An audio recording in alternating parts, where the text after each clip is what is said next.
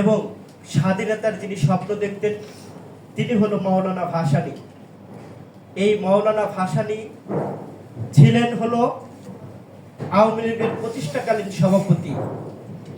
এই আওয়ামী লীগ এমন একটি রাজনৈতিক দল এবং এই আওয়ামী লীগের যে সভানেত্রী খুনি শেখ হাসিনা, তিনি এই মেজর জলিল, মাওলানা ভাসানী, ওসমানী, বাংলাদেশে যারাই গুণীজন আছেন তাদের নাম তিনি ইতিহাস থেকে মুছে ফেলার জন্য নানান ষড়যন্ত্র করছেন।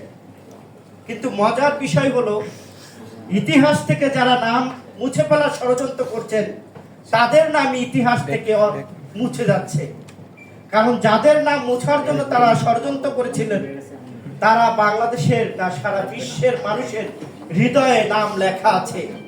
হৃদয়ের নাম কখনো খণ্ডন করা যায় না, হৃদয়ের নাম কখনো মুছে ফেলানো যায় না।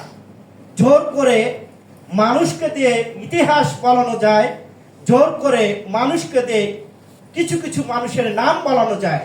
কিন্তু আমরা এমনও দেখেছি 5ই আগস্টে অনেকে সেই মূর্তির উপরে প্রস্রাব করেছে, জুতার মালা পরিয়ে দিয়েছে। এই হলো বাংলাদেশ। এই বাংলাদেশের মানুষ ভেবেছিল 1971 সালের পর থেকে বাংলাদেশের জন্য যারা অবদান রেখেছেন প্রতিটি মানুষের অবদান থাকবে, যেটি গতকালকে আমাদের দেশনায়ক তারেক রহমান বলেছেন। এই যে দুঃসাহসিকতা, এই যে বলার যে চেষ্টা, এই বলার চেষ্টা শেখ হাসিনার ছিলেন না। শেখ হাসিনা সবসময় চিন্তা করতেন বাংলাদেশ তার বাবার দেশ, ওনার পরিবারের কিছু মানুষ যুদ্ধ করেছে, কিন্তু আমরা ইতিহাসে দেখলাম ওনার পরিবারের লোকজন সেই দিল্লিতে যে, কলকাতায় যে লাল পানি নীল পানি খাওয়া নিয়ে তিনি ব্যস্ত ছিলেন। তারা বাংলাদেশে কোথাও যুদ্ধ করেনি। যুদ্ধ করেছিল এই মেজর জলিলদের মতো লোক, যুদ্ধ করেছিল এদেশের খেটে খাওয়া মানুষ, লুঙ্গি পরা মানুষ, ছিঁড়া জামা পরা মানুষগুলো সেদিন যুদ্ধ করেছিল, যার কারণে আজকে আমরা কথা বলতে পারছি। আজকে শেখ হাসিনাকে বলতে চাই, আপনি তো 1971 সালে যখন বাংলাদেশের যুদ্ধ, তখন সে পাকিস্তানের টাকায় আপনার পরিবার চলছিল এবং আপনি সন্তান প্রোডাকশনে ব্যস্ত ছিলেন হসপিটালে। আপনার পরিবার বা আপনি তো কোথাও যুদ্ধ করেননি।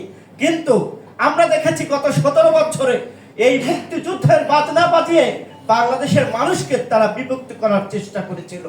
কিন্তু নতুন করে বাংলাদেশ নিয়ে আবার ষড়যন্ত্রে লিপ্ত হয়েছে এই শেখ হাসিনা। গতকালকে আবার নতুন করে একটি অডিও ফাঁস হয়েছে। আমরা অন্তর্বর্তী সরকারকে আহ্বান জানাতে চাই এবং সোশ্যাল মিডিয়া, ইলেকট্রনিক্স মিডিয়া, সকল মিডিয়াকে আহ্বান জানাতে চাই, আপনারা এই খুনি হাসিনার অডিও এবং কোন বক্তব্য প্রকাশ করবেন না। যারা অডিও এবং খুনি হাসিনার বক্তব্য প্রকাশ করেন তারাও বাংলাদেশের শত্রু বলে আমরা মনে করি। যেই খুনি হাসিনা বাংলাদেশ থেকে ভারতে যে আশ্রয় নিয়েছে, বাংলাদেশের বিরুদ্ধে ষড়যন্ত্র করছে, আর তার বক্তব্য আপনারা প্রচার করে বাংলাদেশে অরাজকতা করার চেষ্টা করবেন, সেটা বাংলাদেশের মানুষ মেনে নেবে না। এই ষড়যন্ত্র বাংলাদেশের মানুষ রুখে দেবে। আমরা অন্তর্বর্তী সরকারকে আহ্বান জানাতে চাই, আপনারা অচিরেই এই শেখ হাসিনার বক্তব্য কোন মিডিয়াতে প্রচার করতে পারবে না সেই প্রজ্ঞাপন জারি করেন। এটা আমার কথা নয়, এটা গণমানুষের দাবি এবং গণমানুষের কথা। ইতিমধ্যে গণমানুষ মনে করেছে এই শেখ হাসিনার বক্তব্যে সারা বাংলাদেশে এই কুলাঙ্গার আওয়ামী লীগের লোকজন অরাজকতা করার চেষ্টা করছে, কাজেই শেখ হাসিনার বক্তব্য প্রচার করা যাবে না। এটাই হলো বাস্তবতা। আমরা গতকালকে একটি নিউজ দেখেছি, আমি ব্যক্তিগতভাবে হতভম্ব হয়েছি। এখানে যারা জাতীয় রাজনীতিবিদ আছেন তারা কি মনে করছেন আমি জানি না। আমরা দেখলাম পুরাতন বোতল ফেলে দিয়ে নতুন বোতলে তারা মদ ঢালার চেষ্টা করছেন। তারা বিভিন্নভাবে বিভিন্ন রাজনৈতিক দল গঠন করার জন্য ষড়যন্ত্র করছেন।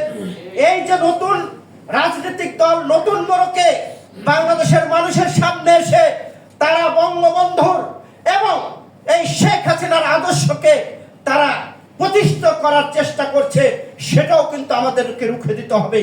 নির্বাচন কমিশনে যারা আছেন, জাতীয় রাজনীতিতে যারা আছেন, অন্তর্বর্তী সরকারে যারা আছেন, তারা গভীরভাবে তাদের চিন্তা করতে হবে কারা এই নতুন রাজনৈতিক দল করতে আসছে। তাদেরকে রাজপথে কখনো কোনো প্রোগ্রাম করতে দেওয়া যাবে না।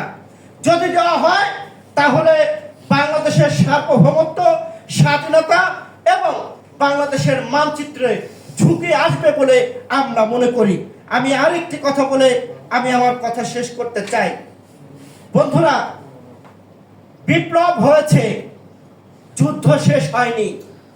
এই যুদ্ধ কোথায় যায় শেষ হবে আমরা এখনো বলতে পারছি না। আমরা ট্রেনে টিকিট কেটেছি, রাজশাহী যাব না চট্টগ্রামে যাব, অনিশ্চিত একটি ট্রেনে উঠেছি। আমরা এখন মনে করছি আকাশের অন্ধকারে রাজনৈতিক অনেক অন্ধকার দেখা যাচ্ছে।